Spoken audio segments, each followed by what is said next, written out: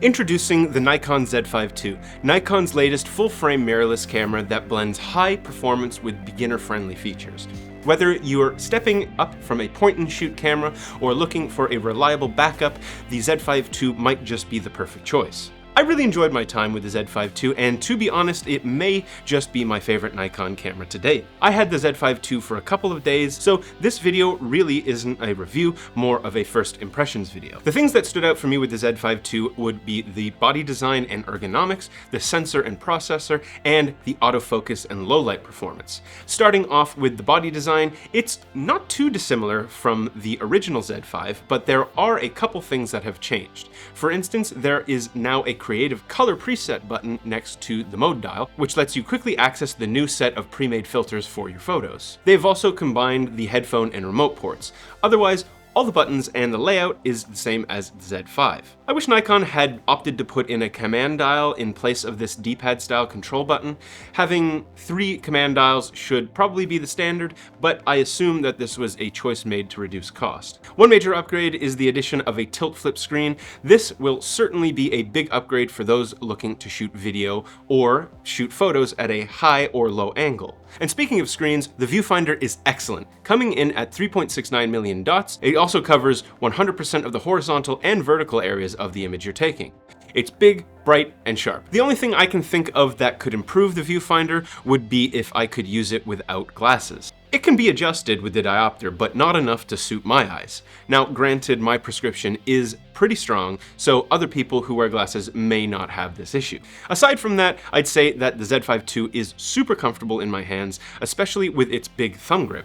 It also isn't all that heavy, so using it for many hours without a camera strap is very doable. So overall, I think Nikon did a great job with the body design here, with some solid upgrades. Moving on to the guts of the camera, we turn our attention to the sensor and processor. The Z5ii features a 24.5 megapixel full-frame CMOS sensor, the same sensor that's used in the excellent Z6ii. The processor also got a big upgrade in the X-Speed 7, the same processor used in the Nikon Z9 and Z8. I would have liked a higher megapixel count, but 24 megapixels is a solid resolution for an entry-level full-frame camera. And to prove that point, I was still able to crop these photos pretty heavily. These were shot handheld with the surprisingly powerful Nikon Z5ii 28 to 400 mm f4:8 VR. Even at 400 mm, the stabilization was very effective. So the combination of the in-body image stabilization and the lens's vibration reduction, shooting photos of small, twitchy subjects has never been easier.